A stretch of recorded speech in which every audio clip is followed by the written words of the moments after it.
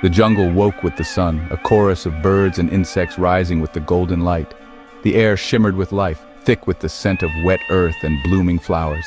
But for Roman, the world was a blur of sickness. The vibrant colors of the rainforest seemed to swirl and fade, replaced by a haze of pain and confusion. Ugh, my head feels like it's splitting open. Every sound is too loud, every movement makes me dizzy. He pushed himself up from his hammock, nausea rolling through him, muscles aching with a deep, unfamiliar fire. Sweat clung to his skin, cold and clammy despite the heat. He had been in the jungle for weeks, but this was new. This was wrong. He'd survived storms, insects, and hunger, but this felt different, like something inside him was unraveling. This isn't just a bug. Something's off. My whole body feels poisoned. He stumbled to the stream, his lifeline, the only source of water for miles. Each step was a battle, his vision swimming as he moved through the tangled undergrowth. The water looked clear, but something was off. The surface shimmered strangely, and a faint metallic tang hung in the air. No, that's not right. I've been drinking this for days. A small bright frog floated lifelessly near the bank. Its colors, once vivid, were dulled by death. A warning sign Roman almost missed in his delirium. Further down, a monkey lay still. The air was silent. The usual chatter of the forest was gone, replaced by an eerie, unnatural quiet. The sickness was not just in him. It was spreading, seeping into every living thing. It was in the water. The stream that had sustained him was now a carrier of death. It was in the land. The plants drooped, their leaves spotted and wilted, roots blackened by some unseen blight. What happened here? What did I drink? How could everything change so fast? Roman's mind raced. He tried to piece together the clues, searching for logic in the chaos. He was a photographer, trained to see details others missed. But now every detail screamed danger. This silence was a scream. Poison. The jungle itself seemed to recoil, holding its breath. The word echoed in his mind, cold and sharp. He felt it in his bones, in every labored breath. He had come to capture beauty, but now he was surrounded by creeping, silent death. The jungle, once a place of wonder, had become a trap. Gotta get up. Gotta move. Can't stay here. Can't let it end like this. He tried to stand, but his legs buckled. The world spun, the trees blurring together as he fought to stay conscious. He was alone, miles from any town, with poison working through his veins. The vastness of the jungle pressed in on him, indifferent to his struggle. Panic threatened, but he fought it back. He had to think. He had to survive. Every instinct screamed at him to run, but there was nowhere to go. He was a man of logic, but the jungle had its own rules. Here, reason was swallowed by the wild. And now the jungle was his enemy, and it was winning. Roman realized that to survive, he would have to outwit not just the sickness, but the very land itself. A figure moved through the trees. Lyra, a guide from the local village. She moved with a quiet confidence, her every step in tune with the rhythm of the jungle. The thick canopy above filtered the sunlight, painting her tattoos with shifting patterns of green and gold. She had warned Roman about venturing too deep, her voice carrying the weight of old stories and unspoken dangers. The jungle, she had said, was alive and watchful, and not all who entered returned unchanged. Her eyes, dark and knowing, took in the scene at a glance. Roman, pale and sweating. The still animals by the water. Even the birds seemed to sense the wrongness, their songs silenced by the sickness in the air. She knelt beside him, her touch gentle, her face grim.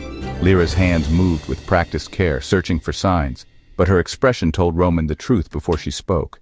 The water is cursed. This is not the work of nature, but of something darker. Someone has poisoned the spring that feeds this stream. The life of the forest is fading, and now, so is yours. The poison is in you now. It moves quickly, and there is little time. You have 2 days, maybe 3, before the sickness claims you. Every moment counts. Is there a cure? Is there anything I can do to survive? There is a story. When the land is sick, only its fiercest protector holds the cure. The spirit of the deep jungle. The elders say the jungle's guardian appears only to those who are truly desperate, and only if their heart is pure. You need a whisker from the black leopard, not taken by force. It must be given freely as a gift from the guardian itself. The leopard is the guardian, a shadow in the leaves, rarely seen and never captured. It is said to watch over the heart of the forest. Its whisker is the antidote, holding the power to heal what has been poisoned and restore balance to the land. But you must earn its trust. Only then will the guardian offer you what you seek.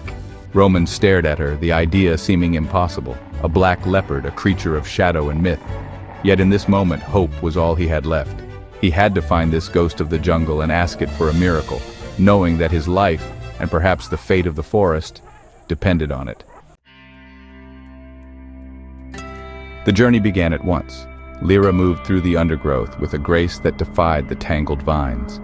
She was the jungle's daughter, her senses tuned to every secret. Thanks. I don't think I'd last another day without you. Roman, though weakened, brought his own skills.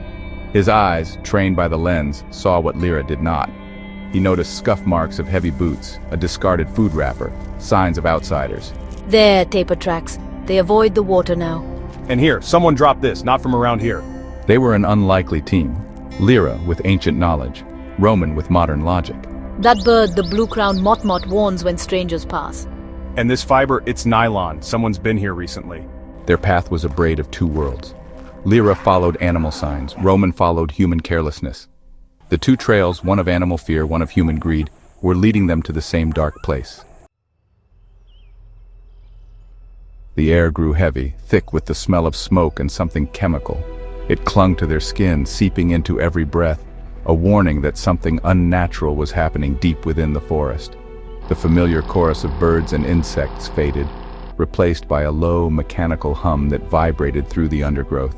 It was a sound that didn't belong, a harsh reminder of human intrusion. Lyra held up a hand. They were close. Her eyes scanned the shadows, every sense alert to danger. My heart can't slow it down. It's pounding so loud, I'm afraid they'll hear it. Roman's fever worsened, but he pressed on. Sweat dripped down his face, his vision blurring at the edges, but he refused to stop. The jungle itself seemed to press in, as if urging him forward. Quiet now. We're almost there. Every step counts. Don't let them see us. Through the leaves, they saw a makeshift camp. Tents, a generator, men with hard faces. These were poachers. Their movements were sharp, their voices low and urgent. Those are the men.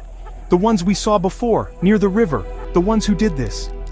I remember their faces, the way they looked at the water as they poured in the poison. Roman felt a surge of anger. It burned hotter than his fever, a desperate need for justice rising inside him. These men were killing the forest and him. Every tree, every animal, every breath was under threat. Stay down. Watch and listen. We need to know what they're planning. The leader pointed to a map, tracing a line along the river's path. His voice was cold, calculating. The spring is here. If we hit it first, the rest will follow. We pour the rest of the concentrate in at dawn. No one will suspect a thing until it's too late. By midday, everything for miles will be too weak to fight back. The river will carry it far, and nothing will survive. The animals will be easy to catch. They'll come for water, not knowing it's their doom. Their plan was simple, brutal, and evil. It was a crime against the living heart of the jungle. They would poison the entire river system, turning life into death with a single act. Roman and Lyra realized this was bigger than his own sickness.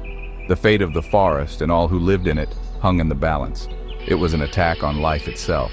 The poison would seep into roots, leaves, and veins, destroying everything in its path. The jungle, with all its ancient power, was being brought to its knees by a few men with poison and greed. And now Roman and Lyra knew they had to act, before it was too late. Once the area is clear, we find the sunstone. The old fools say it holds the spirit of the jungle. I say it will fetch a fortune. Lyra's sharp hearing caught the leader's words. He wanted more than animals. He wanted the sunstone, a sacred legend. Roman moved silently, his instincts guiding him. He saw barrels of poison, piles of traps. Then in the shadows, a crude wooden cage. Inside, a pair of luminous green eyes. It was a black leopard cub, small but powerful, pacing with fear and anger. Roman's heart ached. This was the child of the guardian they sought. The poachers had captured it, perhaps as bait, or out of cruelty. He gestured to Lyra, who understood instantly. The poachers had not only poisoned the water and planned to steal the sunstone, but had taken a child of the jungle's guardian. The pieces of the puzzle were falling into place. They had to act now. The plan formed quickly, a silent conversation of gestures between Roman and Lyra. Roman would create a diversion. He found empty fuel cans near the generator. With a desperate burst, he sent the cans clattering to the ground. The men ran toward the noise. Lyra slipped past, heading for the leader's tent. Roman scrambled to the caged cub, fumbling with the latch. I'm here to help. He slid the bolt free. The cub hesitated, then bounded out. Instead of fleeing, it darted through the camp, knocking over supplies, adding to the chaos. The poachers shouted in confusion. In that moment, Roman saw the true spirit of the jungle. A fighter, not just a victim. Lyra emerged from the leader's tent, clutching the sunstone. The stone. She has the stone. The leader raised his rifle. Roman, weak but determined, acted. The young leopard shot from the shadows, toppling a stack of crates, creating a barrier between the poachers and Lyra. This way! They plunged into the jungle, the young leopard running with them, guiding them deeper into its territory. The forest, once menacing, now felt like an ally. They stopped in a hidden glade, the young leopard at their side. A bond had been forged, human and animal, united against a common enemy. At dawn, a low growl echoed, a call, not a threat. The cub answered, trotting to a massive banyan tree. From the shadows, a full-grown black leopard emerged, the guardian, its eyes brilliant green fixed on Roman. Easy, Roman. Roman, feverish but unafraid, knelt in respect. He had come to take, but learned to give.